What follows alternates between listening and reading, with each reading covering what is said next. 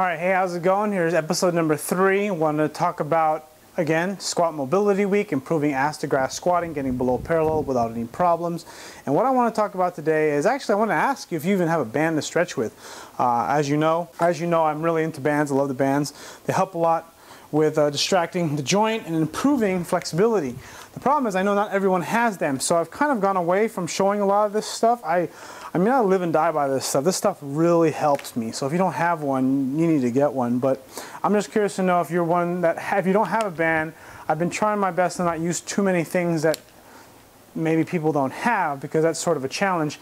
And I kind of want you to participate. If you're watching this video and you're essentially, about 30 seconds into this, a little over 30 seconds into this video, I want to make sure that you can do some of the stuff I suggest, which is kind of why I'm just sticking with like softballs and foam rollers and kettlebells or weights. If you don't have a kettlebell, you can always use a foam roller or a barbell.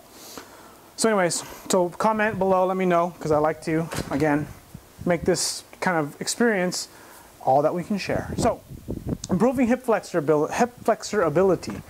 That doesn't sound too bad, right?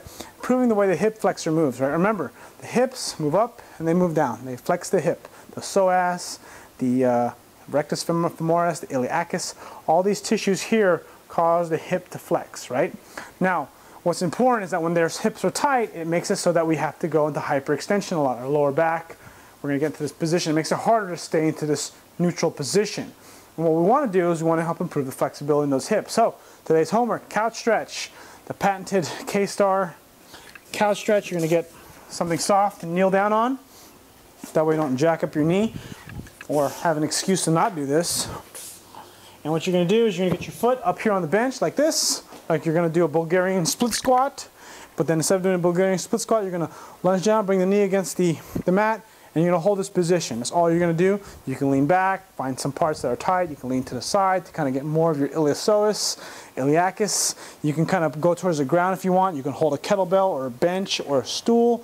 You can open up the hip like this. You can get a 2-for-1 by pushing this knee out to stretch out this hip, but then the focus is really, or this piriformis or this glute or inner thigh, but the real focus is really this quad here. So it might be better for you to actually be in this position. I actually find that I get a lot more here. I get this quad that really stretch out. You might even get the pectineus and a lot of these tissues here. This sounds like a good time to show you where the pectineus is. Take a look at the video here that I'll have here on the side or overlaid over this video. And you kind of see where it attaches. It's one of the tissues that are involved. Understand that it's not just one muscle group, it's a whole system of movements. I'm going to spend 2 minutes on each side.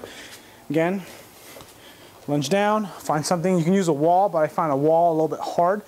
Sometimes with your foot up against this thing, it can be a little bit difficult.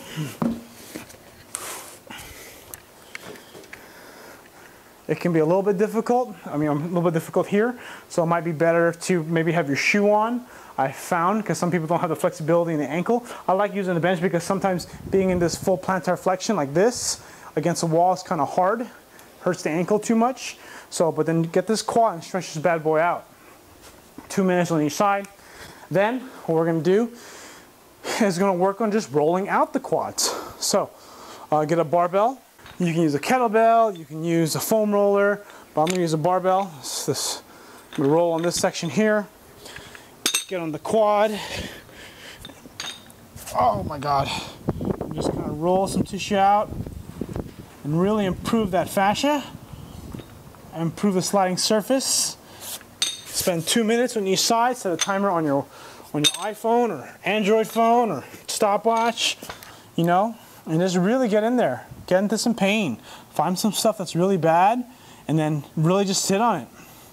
If you find a really bad spot, see if you can contract, relax the muscle. You can flex the knee to kind of help press and slide through that muscle. And then again, we're going to test. We're going to see if we can get into the goblet squat again. So without any mobility, squat down, see how low you can go, see where you're at, right? This is where I'm at without any force, trying to push myself down. Now let's go see if we can use the kettlebell to pull yourself down, or weight. Doesn't have to be kettlebell. I'm lifting it up to help pull me down. And then come back up. The goal here is to keep everything braced so that your torso, so that you don't lose neutral spine or minimize. There might be a little bit of a butt wink because I'm still working on my issues. Squat down. This is about where I'm at. Not quite parallel, But if I use a weight here, I can pull myself down. Okay, hold here. See if I can hold this for a few seconds and then come back up. Then repeat, squat down. Can't quite get there. Get the weight, pull myself down. Pause, come back up, do that 10 times.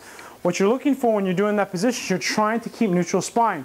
For some people, like if I put my feet together closer, I might be able to actually get down there, but then you can see how much I have to round my lower back to get there. So what I'm trying to do is trying to find a position where I can get down and keep that arch in my back. And if I hold this weight, raise my stomach, I pretty much minimize the chance of dumping of the low back.